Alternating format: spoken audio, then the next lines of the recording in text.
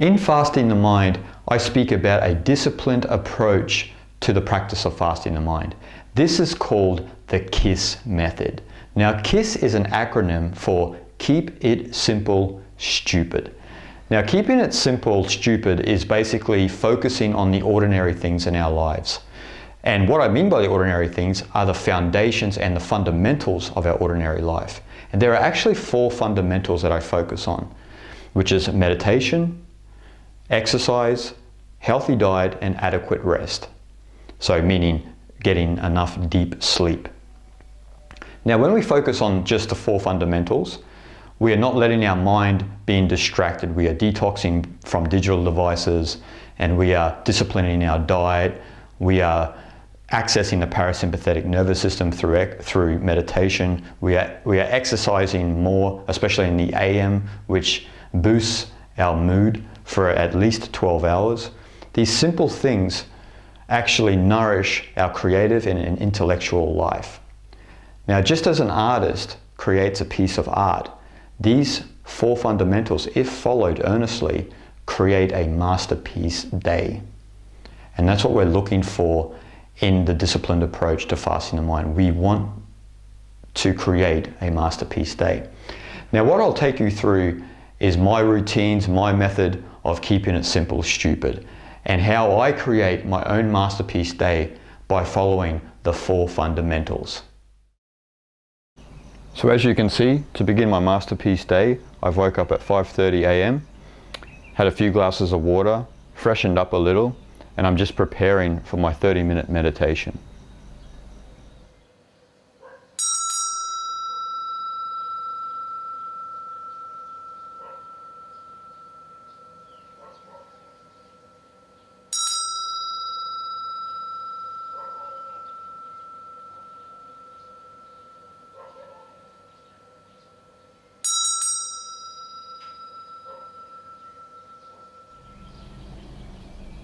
After half an hour meditation, it's time to go to the gym.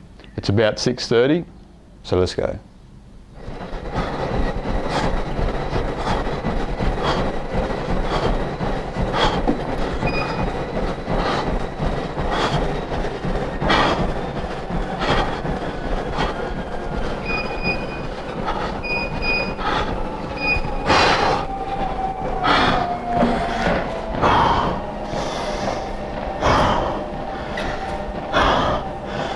Just got to get my breath.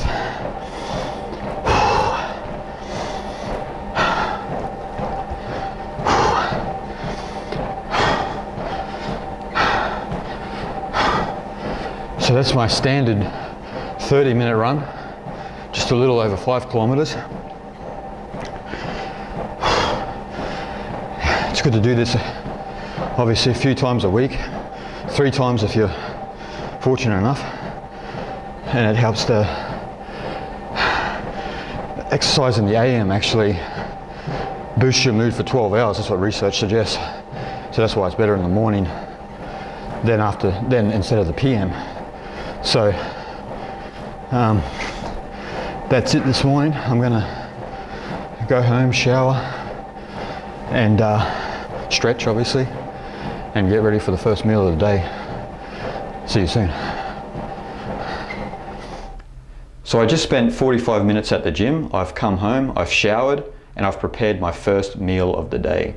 Now in fasting the mind, you got to remember that to fast the mind, it's important to have a disciplined diet. I don't really care what sort of diet you follow. It doesn't matter to me whether you're a vegan, vegetarian, you follow a paleo diet or ketogenic. What we need is a disciplined diet, because this will keep your mind fasted, it'll keep it sharp, and it'll reduce your temptations for processed food, for junk food, for those sugary drinks that most people like, excessive caffeine and so forth and so on. A disciplined diet is very important. Now personally, I follow a low carb diet. That's just my personal preference. I've been vegetarian and vegan before, but this diet I feel that I'm at my optimal when I'm eating a low carb diet. So my average breakfast is scrambled eggs with a green vegetable. Usually I have it with kale or spinach. This morning I have kale in there, and I add into the scrambled eggs 3 key spices, which is turmeric, coriander, and cumin. And I drizzle a little bit of olive oil on top, topped off with Himalayan salt, the pink salt. And every day I have 2 supplements. I usually have 3 supplements. I have another supplement I have is glucosamine, because just for my joints, I've had in the past some knee injuries from playing rugby league when I was a young man. But the 2 main supplements I have that I recommend people to have is take a magnesium supplement and also a fish oil. I take magnesium citrate. I don't really think it matters as to which magnesium you take, and I don't think it matters as much what brand you take either. I think that just getting a magnesium supplement and also a fish oil supplement into your daily diet is very beneficial, especially with the amount of stress that most people live in society. And for those vegans and vegetarians out there, it's probably important to have a B vitamin with B12 in it.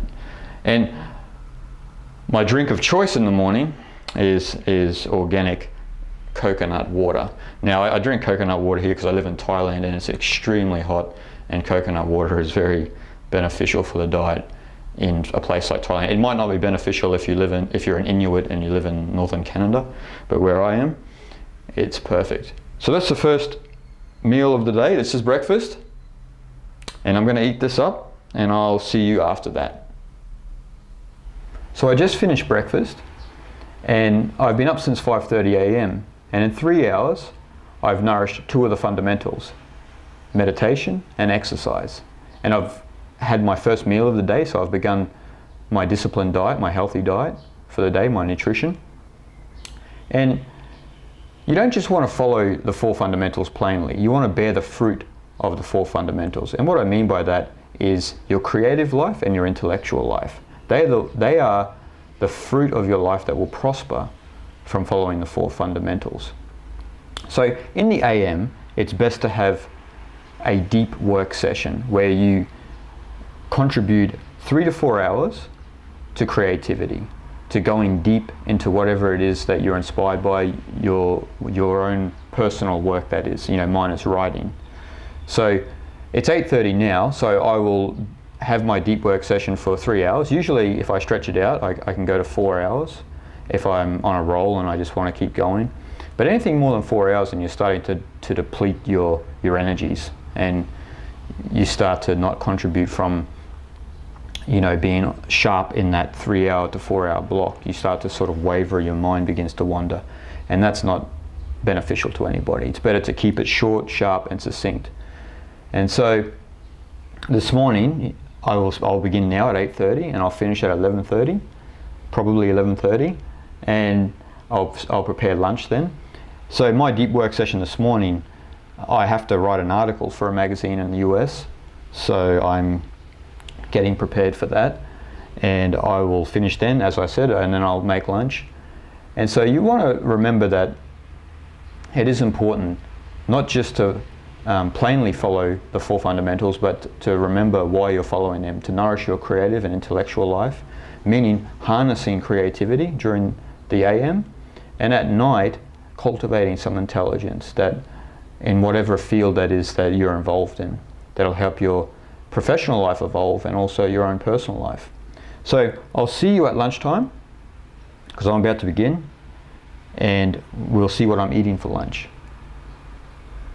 I just finished my deep work session. I completed my article, and now it's time to have lunch. As you see, what I'm having for lunch is salmon, salad, and avocado. So high healthy fat and good protein.